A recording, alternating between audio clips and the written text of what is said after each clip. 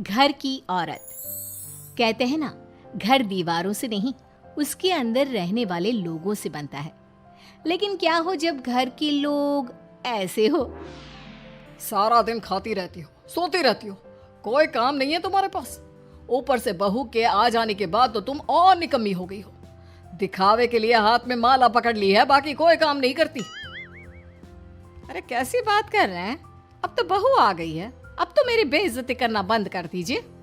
जैसे तैसे मेरी तो जिंदगी कट गई, गालियां खा खा कर। अरे उस बेचारी को तो छोड़ दीजिए।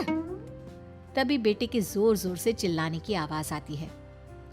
कहा था ना तुमसे रिजाइन कर दो, क्यों नहीं किया? और ये पर्स लटका कर कहाँ निकली? चलो कमरे में, काम करो घर का। बहू बेटे की लड़ाई सुनकर सास ससुर बाहर आ जाते हैं। सामने खड़ी होती है नई नवेली बहू रीमा। देख लीजिए माँ जी, शादी से पहले तो मेरे माँ पापा के सामने कहा था कि शादी के बाद नौकरी करने देंगे, लेकिन अब क्या कह रहे हैं? तो तुम माँ जी को क्यों बोल रही है बहू? तब उसका मन रहा होगा, अब नहीं है। पर पिताजी, उसके मन से मेरा करियर तो नहीं चल सकता ना। ससुर को बहू की बात पर गुस्सा आ जाता है। वो बेटी की तरफ देखता है। पापा से जबान लड़ाती है, रुक। ये बोलकर वो पत्नी को खींचकर कमरे में ले जाता है और बंद कर देता है। ये सब देखकर सास दुखी हो जाती है। पति के जाने के बाद सास बेटी से कहती है, देख बेटा, अब जमाना कुछ और है। तेरे पिता ने घर में औरतों की कद्र नहीं की, लेकिन तू ऐसा ना बन। शहर की समझदार पढ़ी लिखी लड़की से शादी की है तूने, उसका ख्याल रखा कर, तमीज से पेश आया कर। जा, बहू को कमरे से बाहर ले आ। लेकिन बेटा नहीं मानता और बहू कमरे में सारा दिन बंद रहती है।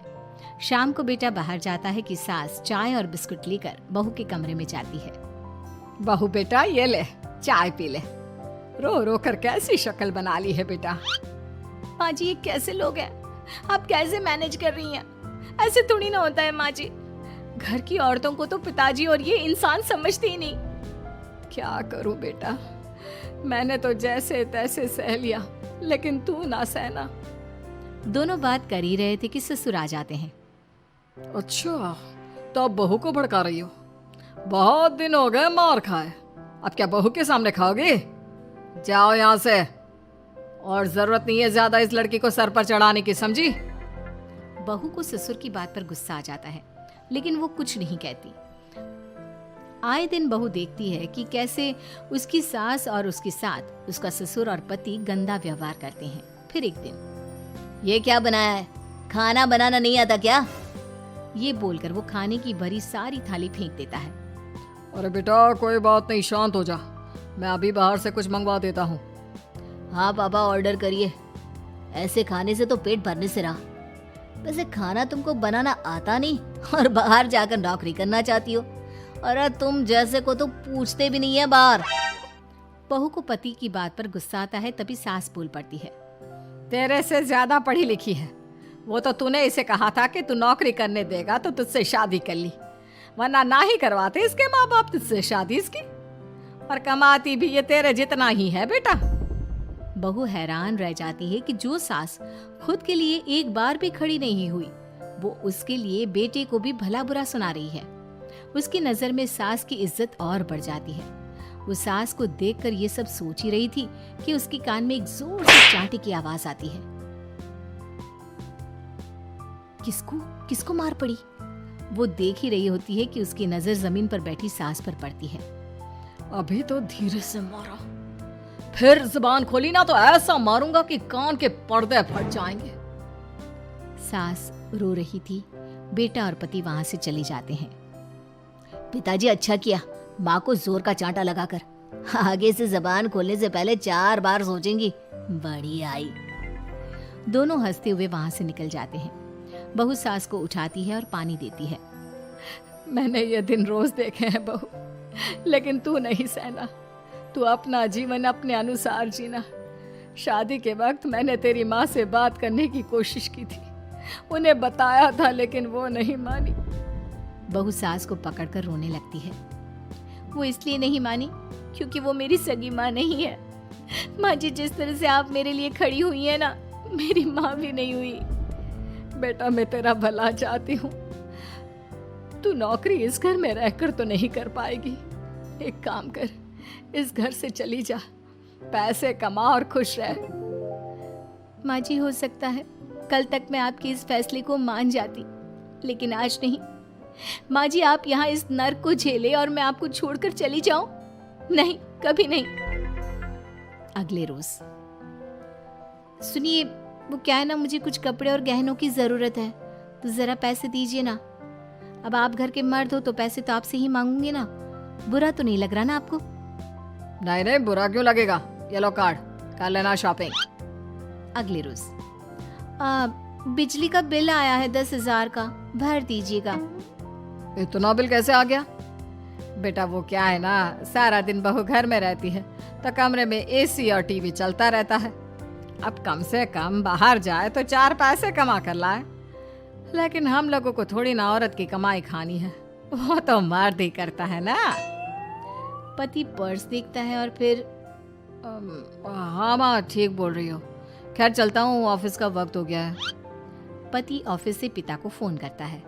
पापा, घर के खर्चे तो बढ़ते ही जा रहे हैं, ऊपर से महंगाई आप देख रहे हैं।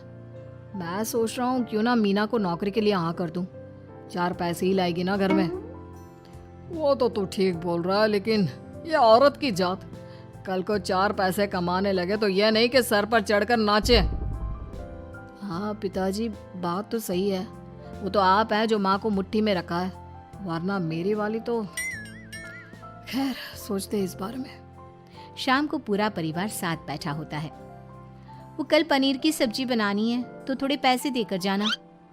और हाँ, कीर्तन भी रखा है संडे को, उसके लिए सामान की लिस्ट बना दी है, ले आना। पापा को दे दो, वो ले आएंगे। अरे पापा कहाँ से ले आएंगे, मेरे पास नहीं है पैसे वैसे। लो, पैसे ही नहीं है? मेरे पापा की जेब तो हमेशा नोटों से भरी रहती है। बेटा, लक्ष्मी को जो पूजता है ना, उसके पास लक्ष्मी रहती है। जो घर की औरतों को मारे पीटे, वो भला कैसे लक्ष्मी का लाभ ले सकता है? वाह वाह, क्या बात है, तो जबान खुल रही है तुम्हारी। लगता है भूल गई पुरानी मार और डांट, क्या? हाँ माँ जी, शांत हो जाइए, मैं नहीं देख सकती आपको मार खाता, और फिर हो सकता है कि मैं आपको बचाने आऊं तो ये भी मुझे मारे। ठीक है बहू, मैं कुछ नहीं कहती, तू ये लिस्ट बस दे दे, मैं चलिए आराम करने। फिर अगले रोज, सुनिए जी, वो मायके जाना है, वो क्या है ना, शादी के बाद से गई नहीं, तो ट्रेन की टिकट बुक करवा देना। तो मैं भी तो साथ जाऊंगा ना तुम्हारे। तो ठीक है, फिर फ्लाइट की ही टिकट करवा दीजिए। वो क्या है ना, अच्छा थोड़ी ना लगता है, आप पहली बार मेरे साथ जा रहे हो और हम ट्रेन से चले, ठीक है ना? पति ऑफिस जाता है, जहाँ उसका दोस्त कहता है, अरे क्या हो गया यार, परेशान सा दिख रहा है, तेरी तो नई नई शादी हुई है, भाभी परेशान कर रही है क्या? अरे नहीं यार, तू तो जानता है थोड़ी सी कमाई में घर चलाना मुश्किल हो रहा है, तू कैसे मैनेज करता है यार? कैसे क्या यार, तू जानता है ना मेरी बीवी रिया को, वो टीचर है, फिर घर में ट्यूशन करती है, साथ में बच्चे भी पढ़ लेते हैं। यार, घर नाम की गाड़ी दोनों पहियों के साथ चलने से ही चलती है, वो भी कमाती है और मैं भी, और चल रहा है घर बस। पति को दोस्त की बात समझ में आती है, लेकिन पिता का ज्ञान कैसे भूल सकता था? वही कल को सर पर चढ़कर नाचने लगी तो। शाम को घर आता है, जहाँ उसकी बुआ और उसका बेटा बैठे होते हैं। अरे आ गया लल्ला, कैसा थका थका सा लग रहा है, सब ठीक है ना? नमस्ते बुआ, कैसे आना हुआ? कैसा है रमेश? भाई को तो भाई की याद ही नहीं आती। अरे नहीं नहीं भैया, याद नहीं आती तो यहाँ कैसे आता? ये लीजिए मेरी शादी का कार्ड, जरूर आना। पति कार्ड खोलता है। डॉक्टर रश्मि, अरे वाह, तेरी होने वाली बीवी डॉक्टर है। और क्या भैया, आपकी बीवी इंजीनियर तो मेरी डॉक्टर। तभी वहाँ सास आ जाती है। अरे जब घर में ही बिठाना है बेचारी को, तो काहे का इंजीनियर है, तो काम वाली ही, घर का काम करती है और आराम। इतनी पढ़ी लिखी लड़की को घर पर क्यों बैठा रखा है? अरे बहू कहीं झोला छाप डिग्री तो नहीं लेकर आई है? पत्नी की बुराई सुनकर पति को गुस्सा आता है। नहीं बुआ, यूनिवर्सिटी टॉपर है मेरी मीना, और हाँ बड़ी कंपनी में काम भी करती है। बस शादी के बाद कुछ महीनों की छुट्टी ली थी, अगले हफ्ते से ऑफिस शुरू हो जाएगा। क्यों मीना? तभी ससुर आ जाते हैं। हाँ, लेकिन फिर घर का काम कैसे होगा? और पैसे कमाने लगेगी तो सर पर। पिता की बात पूरी नहीं हुई कि बेटा, सर पर चढ़ने का हक है उसका पापा। पत्नी है वो मेरी, यानी मेरे घर की रानी, और रानियां तो सर का ताज होती है। क्यों मीना? मीना पति की बात सुनकर शर्मा जाती है। वाह बेटा, तू सही समय में समझ गया कि औरतों की इज्जत करने वाले घर में शांति और लक्ष्मी का वास होता है।